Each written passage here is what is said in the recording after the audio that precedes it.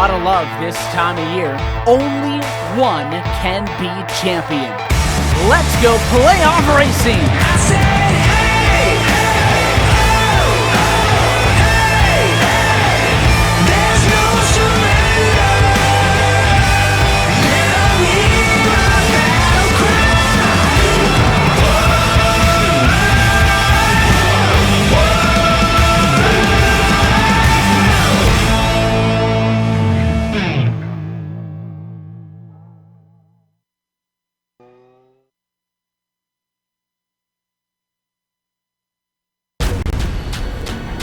This is the original esport racing game. This is iRacing.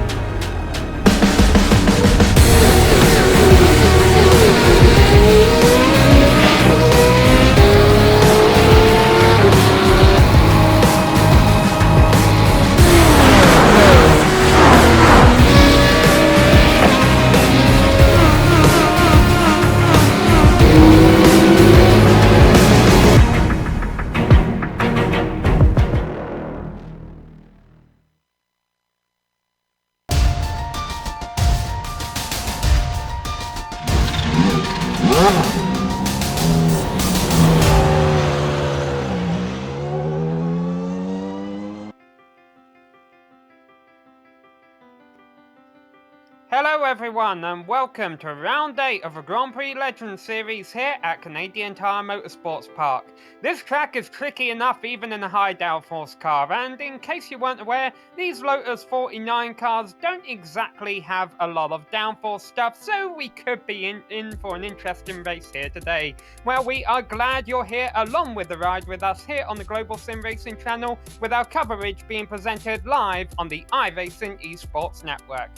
Hello everyone, I'm Samuel Ryman, and alongside me in the booth is Johan Vanderveld. Behind the scenes doing all of the button pushing is our director Sean Ambrose, and he's using camera sets provided by Dougie Beard. Johan, Motorsports is not an easy track to get around as it is, and furthermore, the runoff areas here aren't that forgiving either. They're absolutely not forgiving around Canadian Tire Motorsport Park, more commonly known as Motorsports. This 3.9 kilometer circuit was opened in 1961 and was the second purpose-built racetrack in Canada. Now a little bit of trivia before we start the broadcast. The second race on this track saw a very famous name on the grid, Sir Sterling Moss. The multiple-time Formula 1 winner won that race and was very enthusiastic about the layout, but recommended one change. The original carousel hairpin leading onto the back straight should be changed, he thought, for a double right-hander, as that would be a better test for driving skill and more interesting for spectators. The organizers listened to Moss and named the section after him. Now, in the race today, we watched the Lotus 49, a car that actually drove on this track in 1967. Being a technical circuit with a lot of corners, overtaking is going to be extremely difficult here around Motorsport. The best place to do so, however, is probably going into turn 8, but placing a car on the inside of that corner will be a great way to defend. In other words, qualifying will be very, very important. And to see what a great pole lap looks like, let's hop on board the GSC Lotus 49 for a lap around the track.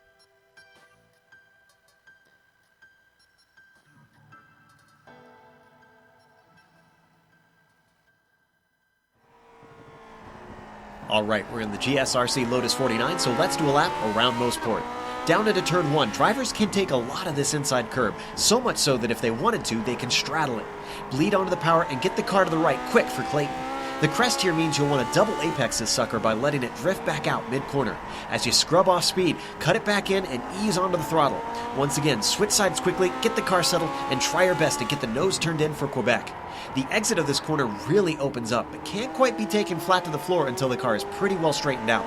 Then comes the plunge through turn 4. Ideally, you'll want your left front tire to barely glance the gutter on the inside. Hold tight to the left and use the compression at the bottom of the hill to get the car slowed up. As the track falls away, it'll want to push in the middle of Moss. Aim for the straightest exit you can out of this hairpin so that you can get on the gas as soon as possible. Now we've hit the Andretti straight, which proves no problem in most cars, but the 49 will be bouncing all over, getting squirrely. Here's a little trick I learned. Let fourth gear bounce off the limiter over the hump and the car stays planted so that you can keep your foot in it. Once you come over the final rise, you gotta slam on the brakes and get it turned in for the S's. Try to keep the car tight to the inside to offer a better line into 9. In the end, you'll want to set the car up for the ideal entry into White's corner, which is the slowest of these switchbacks. Be gentle on the power, and if you kept it all together, you've now finished a lap around Mosport.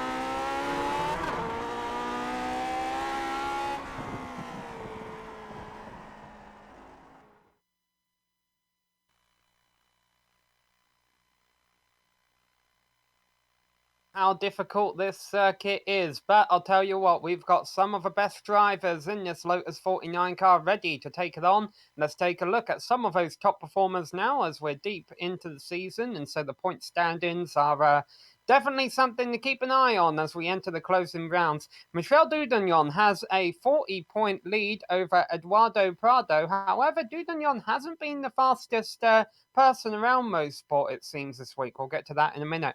There you see several other drivers still in contention behind Pawlowski, Oljanek and Till. 90 points covering all of the drivers on that slide. However, Johan, that's not the only championship we have up for grabs. No, we also have the Formula 2 Championship.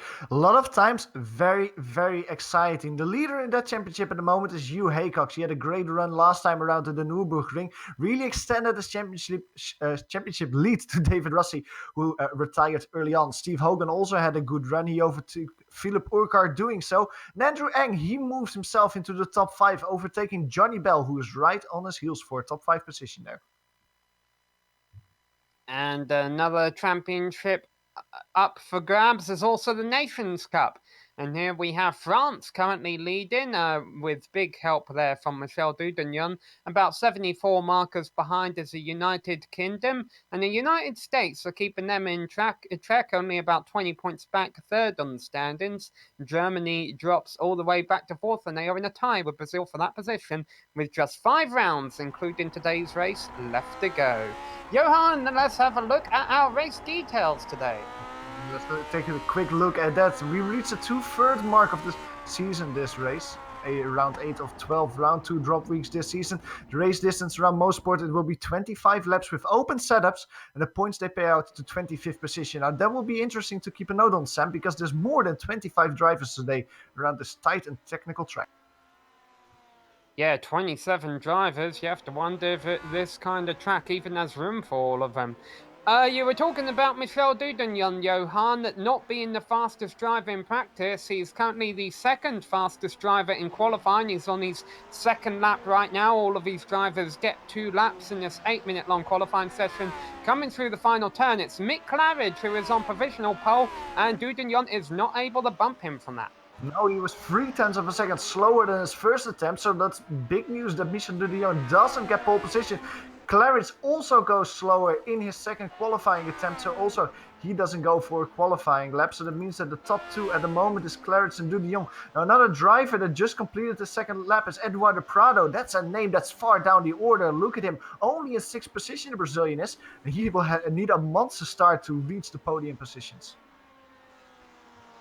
We have 27 drivers about to race in a single split, Johan. And I know I just joked about it a little while ago that I'm not sure if the track has room for them, but that's a fact. The first couple of turns here at Motorsport are not easy. It's kind of a blind downhill off camber first turn that you see a car going through right there. And then the second turn, likewise, downhill off camber, loses grip. And if you get too wide out into that grass, which doesn't exist in real life anymore, but when it was scanned on iRacing, there was grass on the outside there. That grass is not forgiving. You get in that, you're probably heading towards the wall. Absolutely. You could see that in practice and also sometimes in qualifying already, that when a driver makes a mistake into turn 2, it's just end of the race. It's a single way ticket towards the wall. So you have to be really careful in those corners. At the same time, you have to be completely on the edge, because if you just hold back a little bit and give yourself half a meter of marching towards the exit, you lose so much momentum, you lose so much exit speed, and that will mean that you set yourself up for an overtake from behind.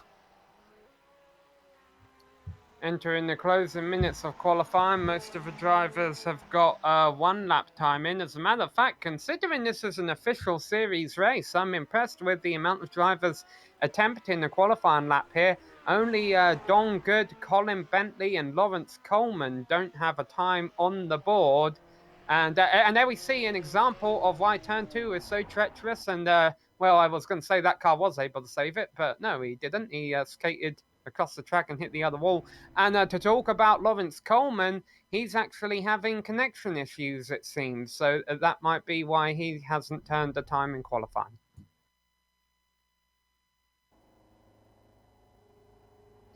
Now, we should also mention, Johan, this is an official series race. iRacing has multiple official series, and normally the communities around those series pick a certain time where they think the big dogs always come out. This is that time of day for the Lotus 49 series, but there could be some drivers at the back who might not even know that this is the high SOF race, might not even know they're being broadcast. So definitely a variety of different stories up and down the field. Talking about the field, it looks like they're done with qualifying, so let's go ahead and read out the grid to you.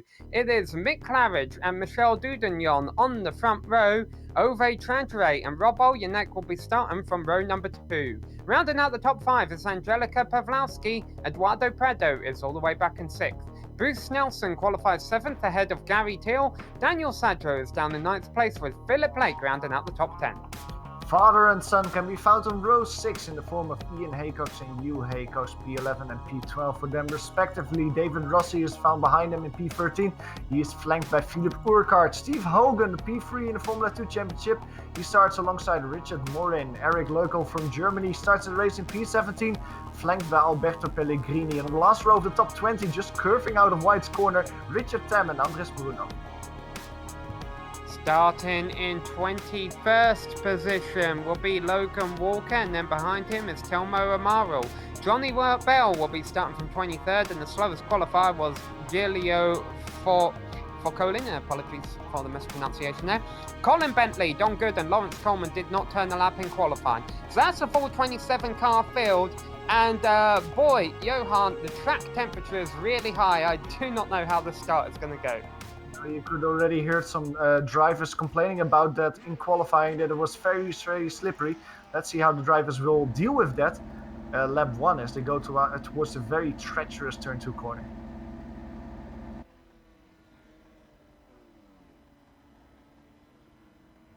This race is going to be 25 laps long. About 1 minute 15 to do a lap around here. Lap traffic will definitely be a factor late in the race. It's definitely hard to make passes here, even on cars that aren't racing you for position. The field getting gridded up for 25 laps of racing action for the 8th round of this championship. And here we go, they are underway with Mick Claridge leading them away into the first turn, and a good battle for second maybe. No, Michel Dudagnon throws it in on the outside, going through turn 1. He's not able to do anything with Claridge though, so the top 3 remain as they started, forth on back, side by side as they go downhill through turn 2.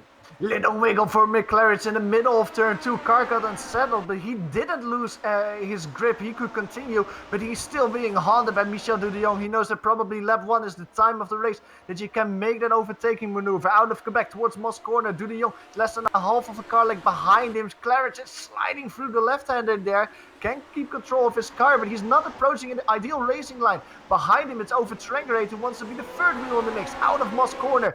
Onto the back straight. This is very important. Michel Dudagnon only separated by less than 0.2 of a second. He's right in his draft. Over the hill, over the crest. And Mick Claridge, if he defends the inside, it will be very difficult for the Frenchman to get his way past on the outside of the S as a Claridge defends very, very hard. Good defending from the Brit there. He covers off Dudagnon and he is in P1 as they finish the first lap. So Claridge comes through the last couple of turns here to complete lap 1 of 25. A very clean start for not only the front runners, but most of the field, it must be said.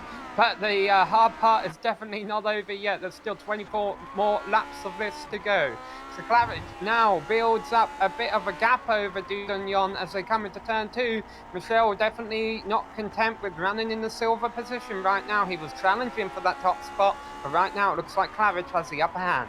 Oh, and I'm so interested in what the top 3 battle will bring, because remember that Dudion was further separated from Mick Claridge and Ovid Trangerade was from Dudion. So you would imagine that maybe the Norwegian is the one who would stay close to the Frenchman and try to put a move here and there as they approach Moss Corner. It almost seems like that's happening because the Norwegian is 1 car length away from the Frenchman. All the 3 cars are just basically drifting through Moss Corner, trying to get it straightened up as quick as possible so they can go back on throttle. Ovid Trangerade is, once they go on throttle, a little bit too far away though, but you can see visually that Dudion is a lot farther away than to Claridge compared to last lap. And the Brit doesn't even have to defend this time around. He can now just drive his racing line calmly. The top 7 drivers remain in the Sorry. positions. Even Haycox crashes out hard. Lost control going into the SS corner. He was following in P10 his son Hugh Haycox. Lost control into the SS corner, and you can see as we go to a replay of that incident, once he swerves to the inside, he hits a bump on the right side of the curbstone, got sent in the air and hard into the tire barrier. Can continue, but it seems like he has quite a bit of damage now. He's currently sitting in the pits, and I think that his race is over.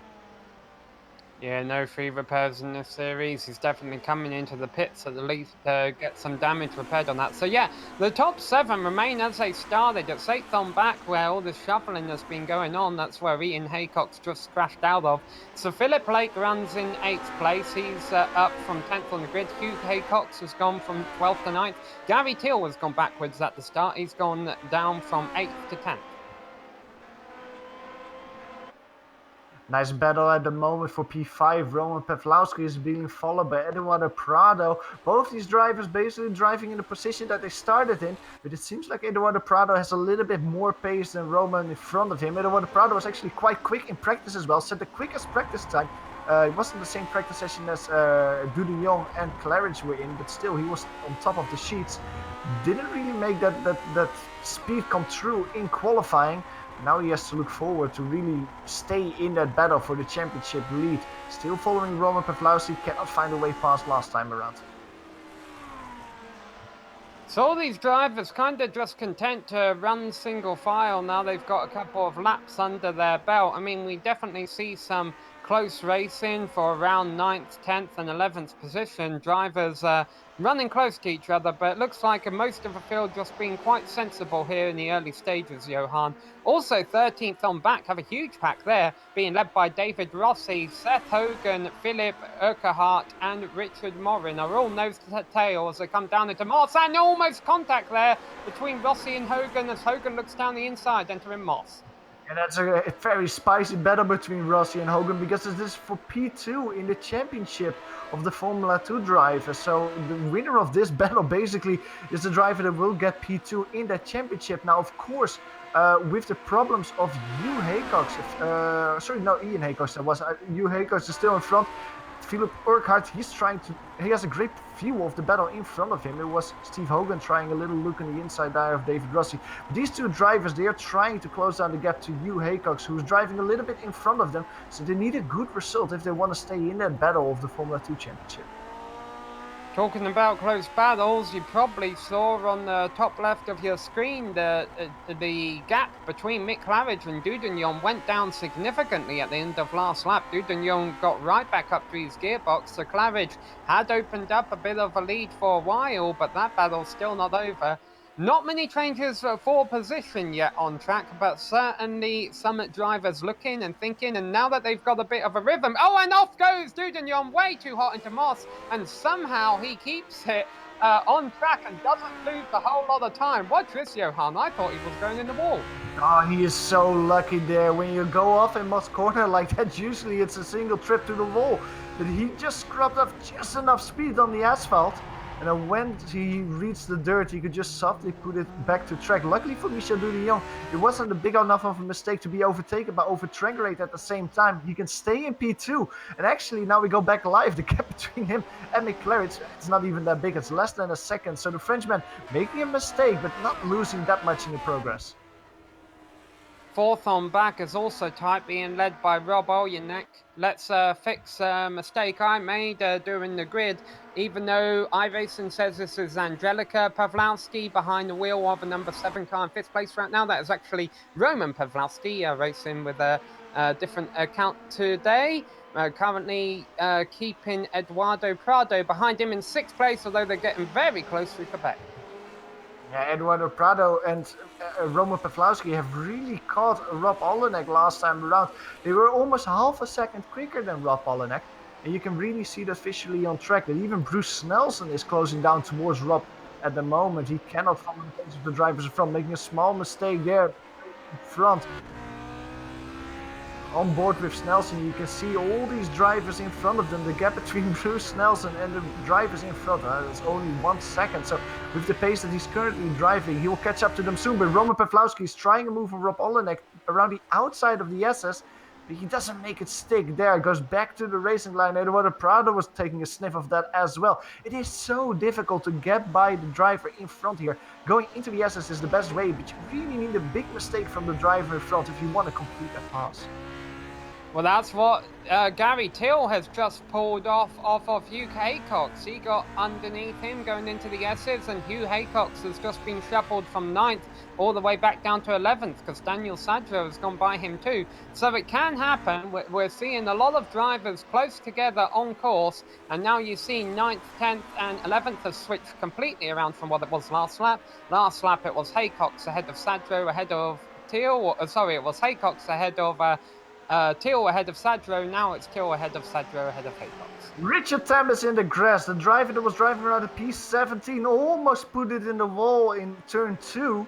Luckily for Richard Tam, he was a little bit further down the order that he actually kept it out of the wall. We go to a replay in his home race. He was following the battle of Urquhart, Morin and Rossi in front of him, and he was trying to get as much speed as possible through turn 2, but he just ran out of road to the grass. It's so difficult to get out on. Got passed by a few drivers there. Back to P18 now. P14 up for grabs. Richard Morin has a good run on David Rossi, and here we go. Here's how you make a pass in the S's. He went down the inside, and actually Rossi helped him out a little bit there, so he was probably going to lose the battle. Backed off before they got to the turn, and now they're single file, and Rossi's probably thinking, hey, at least I can stay ahead of Philippe Bucahart, who is currently riding in 16th right behind him.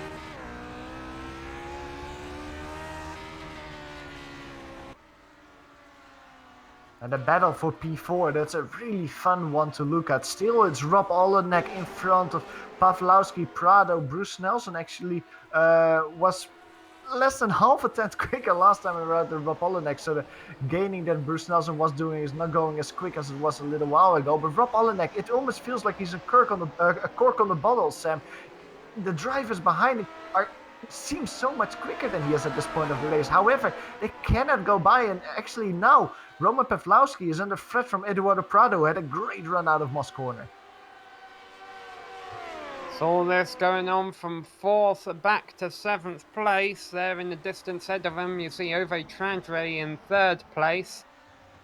But again, all of these drivers still running where they started. No moves have actually been made. And that could be a result of it being hard to pass, or maybe these drivers are just getting a feel for where they can make moves, where the driver ahead of them is weak. But I'll tell you what, Johan, we're starting to click off these laps, and soon we are going to be running into lap traffic.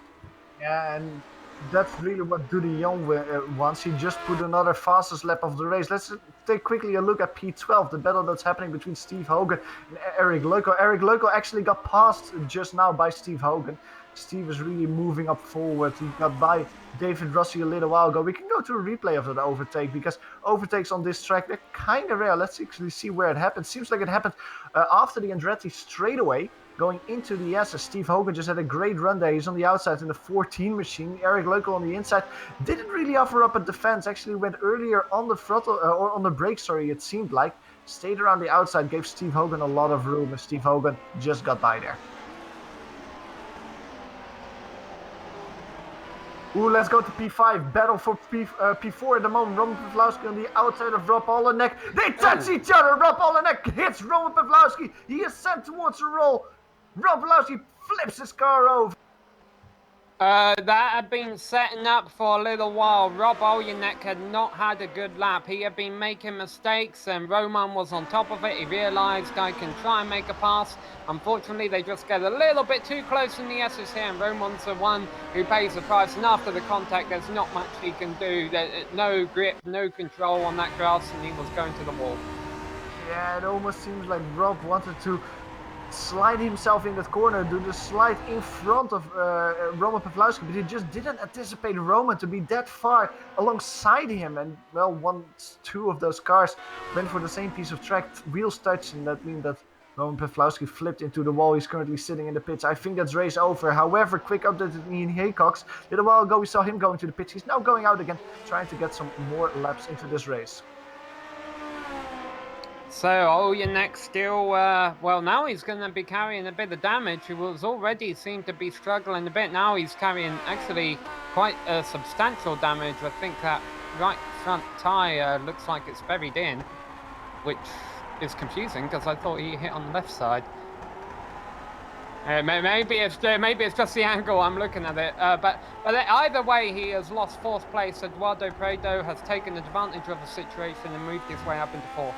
Yeah, that's great news for Prado, because he might not be overtaking Dudion anytime soon in the standings. He is beating Rob Olyanek, and he is also beating his rival Roman Pawlowski with this result in the race. So he's just consolidating his second place in the championship if he finishes P4 where he is now.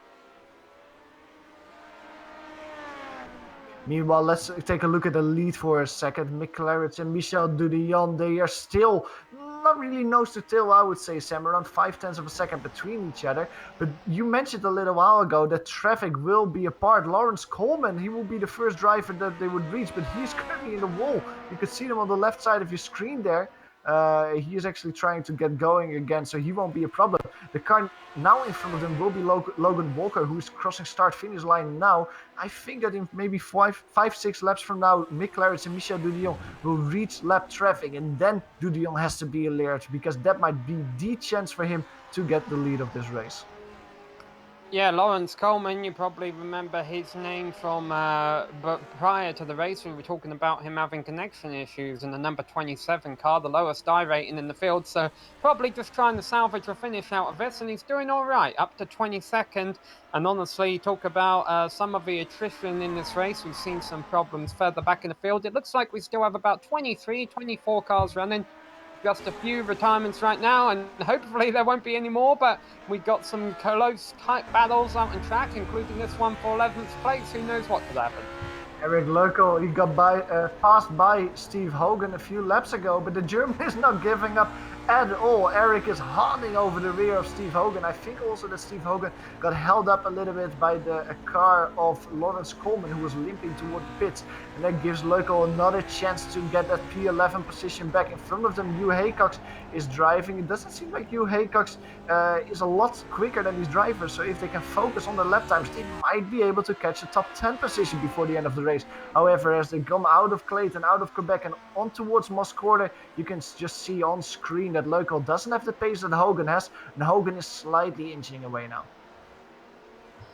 We're approaching the halfway point of a race, round number 8 here at Canadian Tire Motorsports Park, and I have this uneasy feeling, Johan, that we've just witnessed the clean half of a race, because with lap traffic now becoming an issue, with plenty of battles throughout the field that have been brewing, but nothing's happened a whole lot. You know, drivers have just been sizing each other up. I think that's all going to change as we enter this second half. Absolutely. I don't think that Roman Pawlowski, for example, would agree with you that that was the clean part of the race, but you're absolutely right. Traffic will play a big part. A battle that I'm seeing heating up at the moment is the one between Rob Olyanek and Bruce Snelson. That's the battle for P5. Rob Olyanek, he is suffering from a little bit of damage that will hurt his pace, of course, but Bruce Snelson, he's been quick the last few laps. The gap between those two drivers is less than a second at the moment. Now, Eduardo Prado is still in front of them, so Eduardo, the Brazilian, might be giving Rob Olyanek a little bit of draft over the straights, and that might help Rob Olyanek to stay in front. But Bruce Snelson, he is now 100% in the fight for a top 5 position here at Motorsports. Eduardo Prado carrying that number 2 on his car. We talked about his position in the championship and also just the amount of talent that he has. Normally expect to see him running a little bit higher than 4th place.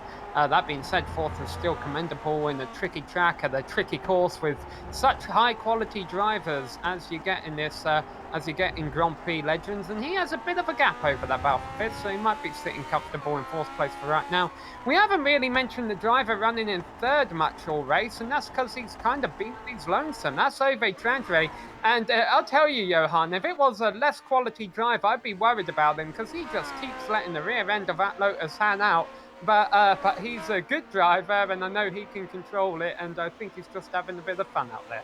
Yeah, I think that's just the driving style from the Norwegian. He's having a good race so far. Let's just hope that Trenggerate can match the pace of Eduardo Prado for him and just stay in that podium position, because if Prado gets close, it might become a very tasty battle for us viewers in the latter parts of the race. Now, in the meantime, let's go to P11 as Eric Leukel tries to move on the inside of Steve Hogan. Side by side, they currently are in comeback corner. Leukel, what a great move from the German there. He gets by Steve Hogan. He has been setting this move up for the last 5-6 corners, and finally he got by Steve Hogan. You can immediately see that the German is driving away. Meanwhile, Richard Morling in the Canadian car behind him, he wants to have a piece of Steve Hogan in front of him. Steve Hogan is under a lot of pressure now because there's 3 cars in this battle that all want to get by him. Philip Orkart is involved as well. And you can see Eric Leukel just driving away now. Steve Hogan is not even able to use the draft to get a comeback attack. We'll follow this battle another lap. The S's we mentioned, they're high passing a zone. However, these guys are a little bit spread out right now. And I'm worried actually that they're about to approach the slow car of Johnny Bell, who's just coming out of the pits after some early damage. Hopefully Bell will let them all by on the straight here. Yes, he will. And there they go, all by him. Down into turn 2. And these drivers, this is when it gets really hard around a circuit such as Motorsport, Johan, because not only do they have to worry about racing each other and, trying to get position from each other, but they've still got to be aware, as 13th and 14th get quite closer, they've still got to be aware that this track is not forgiving and they've got to respect the circuit. Absolutely. It's really easy to just count up those incident points by just putting your wheels on the grass and basically ruin your race that way. It seems like all these drivers at the moment, though, are respecting track limits. You were mentioning Richard Morin and Philip Orkart getting close by. Let's quickly take a look at Bruce Nelson, however. P6 that was in the race. He has spun, however, almost makes contact with Daniel Cedro. Almost made contact twice with Daniel Cedro. Wow, Daniel Cedro is lucky there that he can continue, but let's go to a replay of what happened with Bruce Nelson.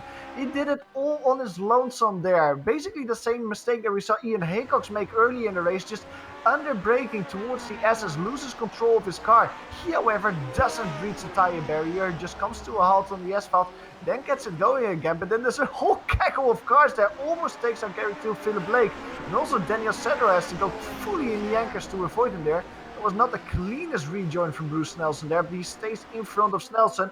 Although those 2 drivers are battling now, and Cedro is putting his car side by side out of Quebec corner. Daniel Cedro will think this maybe feels a little bit like karma. He gets by Bruce Nelson and gets that P8 position. Yeah, so Snelson had been running all on his own in 6th. That mistake had cost him 8th place, and as you mentioned, now ultimately 9th place as Daniel Cedro gets by him for the spot. Also, still keeping half an eye on the battle for 12th and half an eye on the battle for the lead, as Hogan, Morin and Ukahart are still close for 12th, and just at 0.3 of a second separated Claridge and Dudagnon at the line at the completion of lap 16. We're into the final 10 laps now. You have 2 of the best Lotus 49 drivers, maybe even 2 of the best sim drivers, given how tricky this car is to drive in the world, racing for the top spot here. And Dudagnon, who is so used to taking the victory, but Claridge, who is too, well, guess what? They can't go the both of them. And it's just also amazing to see that both drivers are really giving it all at the moment. Last time around for Mick Claridge, it was his personal best. 2 laps ago for Michel de Jong, it was his personal best. So both these drivers are extracting the maximum out of the car at the moment as they're going across Mario Andretti straight away one more time towards the SS. The gap between them, de Jong around 0.3 of a second behind him.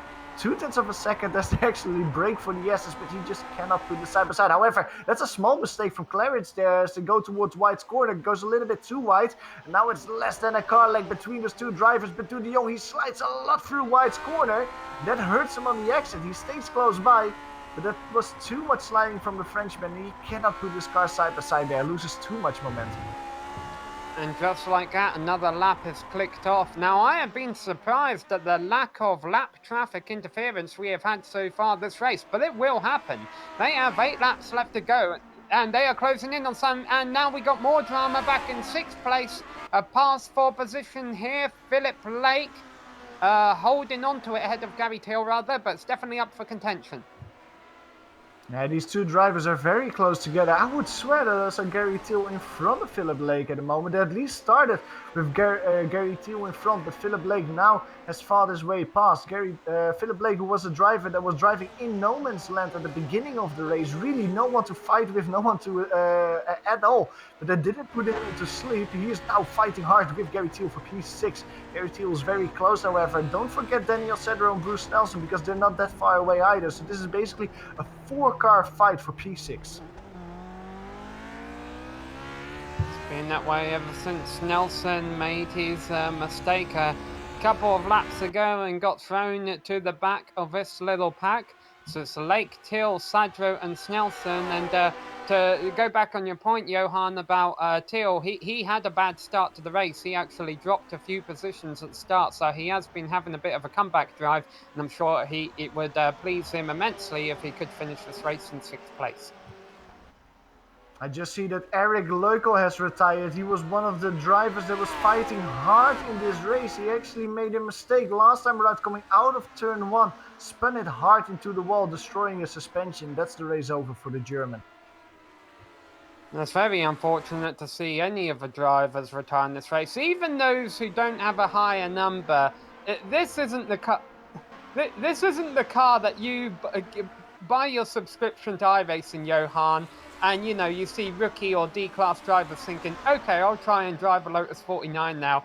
Normally, every driver in this league is talented. You have to be to keep the driver on the track. Even those that fight in for those mid-spot or low positions, and it's unfortunate to see anyone retire. And we see great battles throughout the field as a result, including this one for 11th and 12th, pretty much, that we've been keeping an eye on all race.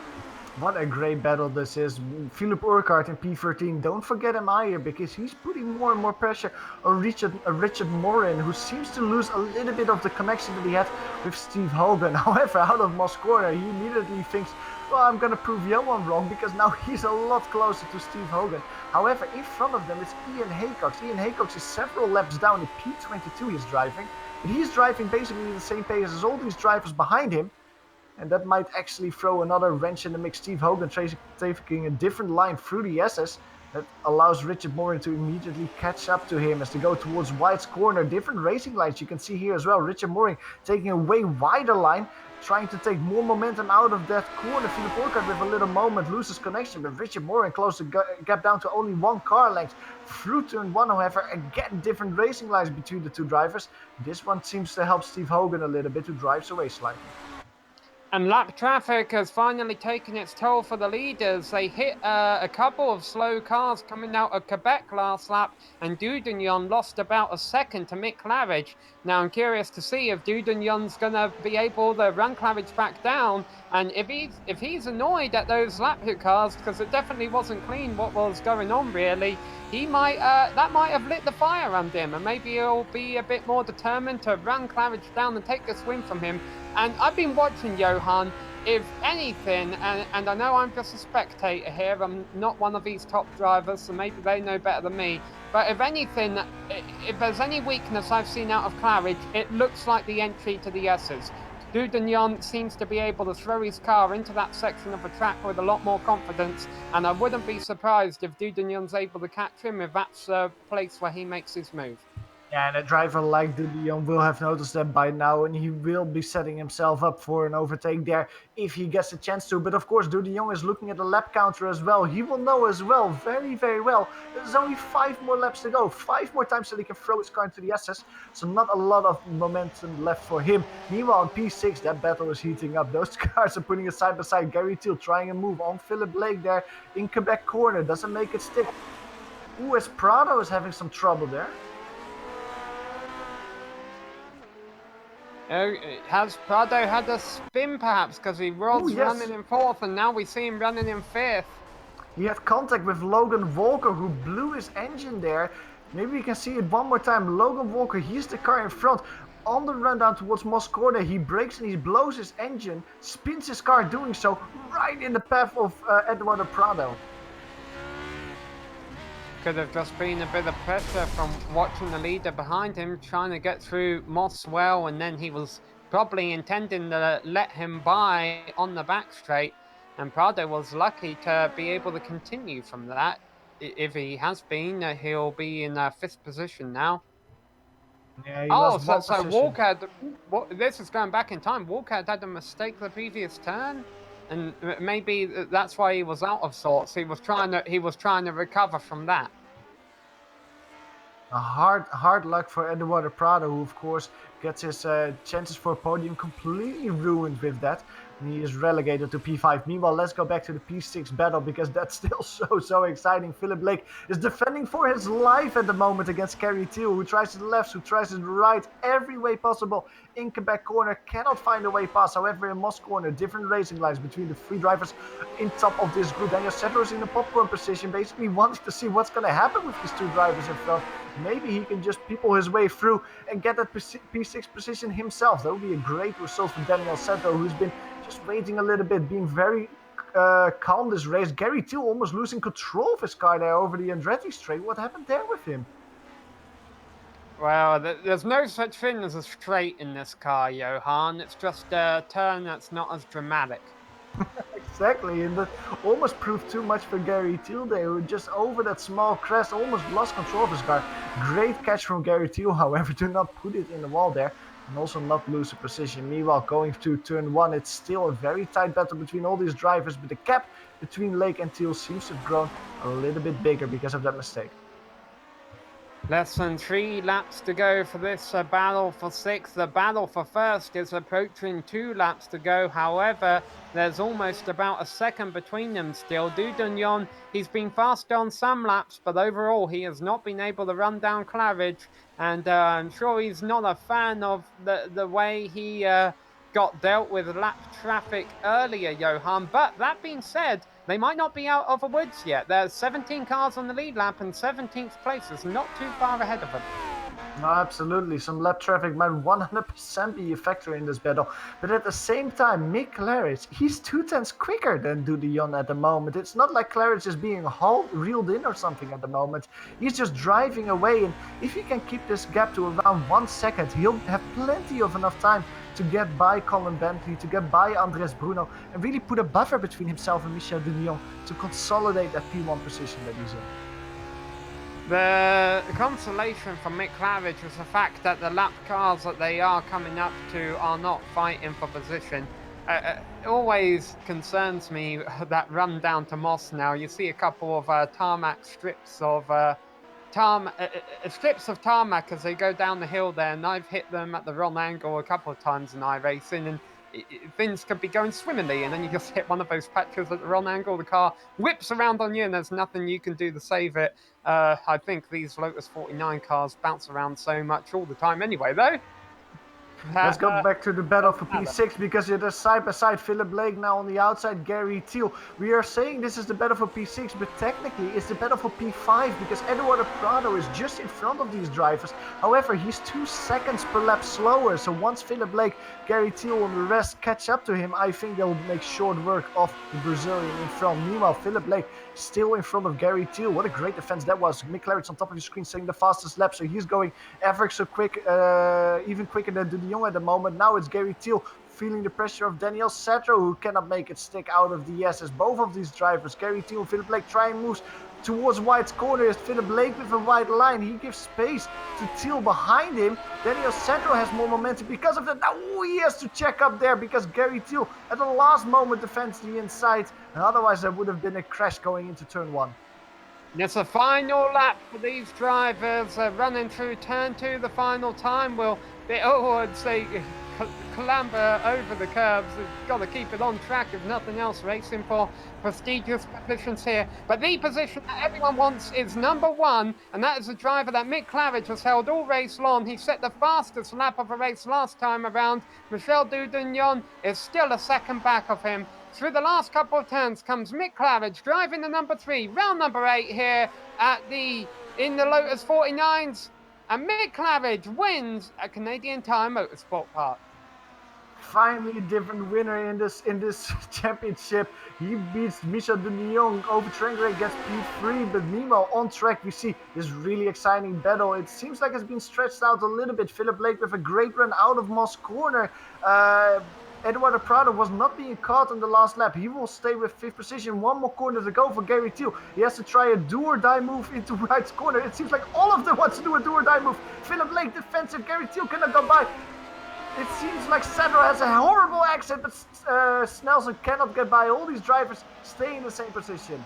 Tight for 11th as well. Hugh Haycox will get 10th place. Steve Hogan is holding on to 11th just. He's got Philip Urquhart all behind him at 12th. Philip does not get a good exit. Richard Morin in 13th place almost challenged him for that 12th position, but a little too late there. And they remain in the positions that they were in. And I think that's really the last battle we have out here. So that's going to conclude the racing action here at Canadian Tire Motorsports Park, but not conclude our coverage, because we're going to take a quick break and be back with a full race rundown and driver interviews.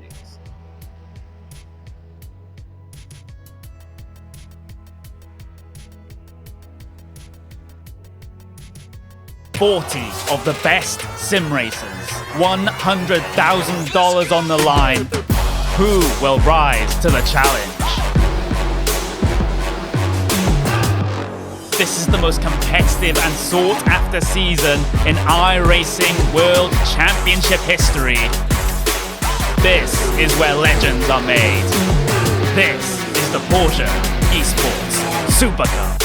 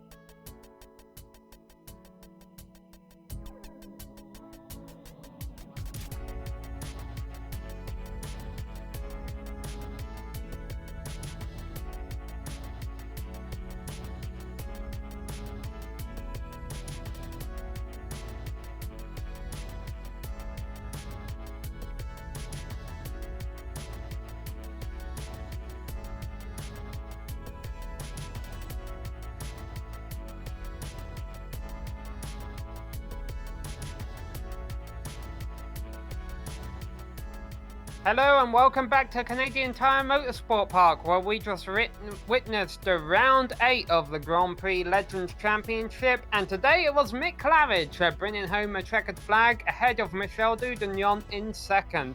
Ove Trangeré started third to finish third. As a matter of fact, the top 4 finished where they started, with Rob Olyanek rounding out that position. Eduardo Prado could have finished in 4th place, but got caught up in a bit of drama with lap traffic late on in the going. That drops him to 5th ahead of a great great battle for 6th place, where Philip Blake comes home 6th, Gary Till 7th, Daniel Sadro 8th, and Bruce Nelson all the way back in 9th. He'll be kicking himself for a mistake that he made. Hugh Haycox also comes home in the top 10. Another great battle we saw was for P11. Steve Hogan came out on top there, finishing in front of Philip Urquhart and Richard Moore. David Rossi, what could have been the driver that we didn't speak a lot about today, made a few mistakes, and that means that he only finishes the race in P14, one position down his qualifying position. Richard Tam, we also saw him make a trip through the grass, comes home in P15 in front of Andres Bruno, a last driver on the lead lap. Then we go to Colin Bentley, finishing P17 in front of Thelma Almiral and Don Good. And then are the drivers that had trouble. Logan Walker, he had some trouble, finishes 6 laps down, but still ends up in the top 20. Yeah, nice to see at such a tricky track, so little attrition, beginning with Logan Walker in 20th, and then also Ian Haycox, Eric Lukel, Johnny Bell, Roman Pawlowski, Lawrence Coleman, Alberto Pellegrini, and Grilio Focolin also did not make it to the checkered flag. Don't have any drivers here to talk to us right now, Johan. I think they're all calming down after that race. But with just 4 races left to go, the championships are really starting to take place, and we have a lot to look forward to going forward. Absolutely, and I think the big takeaway of the race today is that Michel Dunion, he didn't win. It feels a little bit mean to rub that in, but after 7 straight wins, to finally not see his name on top of the podium, that really is something. It shows that Mick Claridge and maybe Eduardo Prado or Roman Pawlowski can step up to the task of beating their Frenchmen and make this championship a little bit more exciting and just go for the overall win. And we have Mick Claridge here to talk to real quickly. Let's bring him in. Mick, congratulations. Oh, hi. Can you hear me all right? Yeah, we can. Cool. How you doing? I'm sure you're pretty happy. Yeah, good. Mick showed up today, didn't he? Yes, he absolutely did. Now, I know there was a little bit of lap traffic came into play there. Do you think you had what it took, even if it hadn't happened, for Dudignon to hold Dudignon? We was pretty close in lap times, I think. So it would have been one of the runs down the back straight, for the win, I think. It would have been a good fight, it'd have been close. But yeah, I got lucky with the back markers there. I saw you talking right before the race. You were talking about tyre pressures in the track. What was going on there? Was it because of the high track temperature? It was throwing you all a curveball? Yeah, it was 112. So I haven't seen that all week, and it's been 103, maximum. And I know Michelle runs lower tyre pressures now. That seems to be the trend of, getting this car to be really quick. I'm having troubles doing it. But I just turned up and I just went back to the old days and thought, okay, higher temps, higher pressures. And I know I ran probably about a click and a half. I think Michelle ran 17.5. I ran 19s all around the car. That's what won it today. Well, I'm sure there's some up-and-coming Lotus 49 fans watching, taking notes on that. But hey, well done on your win today, Mick. And thanks for using the Fahrenheit numbers. It must be... I can't imagine it's a done thing from where you're from. No, it was... yeah, I just look at the numbers on iRacing. I don't even think of what I'm using, I just see what I say. I just say what I see, rather. Well, I'll tell you, I'll say what I saw, and that's that you won today. Congratulations on it, and we got 4 more opportunities to see if you can do it again. Yeah, cheers, mate. All right, that was our race winner, Mick Claridge. One more interview, Johan. You've called up with, I believe this is Phil Lake. Yeah, Phil, welcome to the booth. I almost wanted to say your race started off a little bit boring. It seemed like you were in no man's land after lap 1, but then it really fired up with the people behind you. Yeah, definitely. I got off to a good start, and I thought, I was hoping I would be able to keep up with the lead group, but I just didn't quite have the pace. And then I was slowly realizing I didn't quite have the pace to be in 7th or 8th or wherever it was either, and everyone behind was catching me. So, the last few laps were pretty intense. Gary was way faster than me, and I was just defending as hard as I could. It is almost a little bit of a paradox. You say that Gary was a lot faster, but you're the one who finishes in front. What's really the secret for you to keep someone like Gary behind you on this track? making up positions off the start is obviously really important, and then it's just figuring out the key overtaking places on the track. So once you've worked that out, you know where you need to get a good exit and where you need to defend. And Gary was closing in on me in the last corner down the straight, so I had to get a good exit out of Moss every lap. And he was also quite close going into turn 3. So those were places that I knew he would have a chance, and I would defend there if he was close.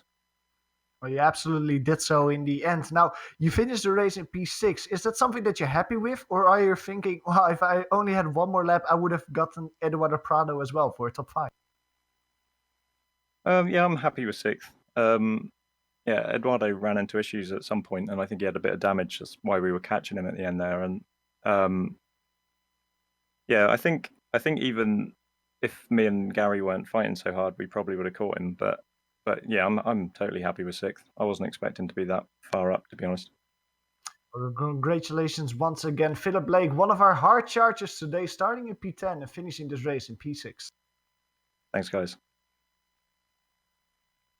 Well, that was Mick Claridge, our winner today, and Phil Lake, the driver who placed 6th today here at Canadian Tire Motorsports Park.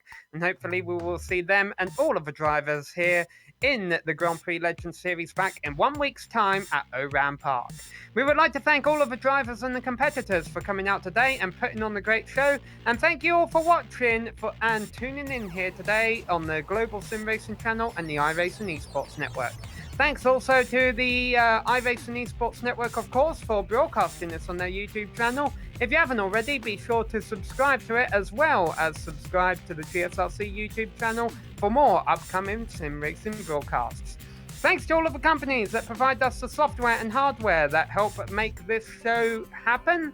Additional thanks also goes to Drew Lalonde, who provides us with our music. See the screen for how to get hold of more of her great work. Thanks to the team today, Sean, Johan and Dougie. If you'd like to find out more about GSRC, you can find it at globalsimracingchannel.com. We're also on Twitter at GSR Channel, Facebook at Global Sim Racing Channel, and Instagram at GSRC_Gram. The Grand Prix Legends Series will be back in action next Saturday morning at the same time from Oran Park. We hope to see you there, as well as at all of the other broadcasts that you can now see listed on your screen. So be sure to check those out, mark them down in your calendar, and don't miss another second of exciting racing action. But until next time, race clean, race hard, and we'll see you on the track.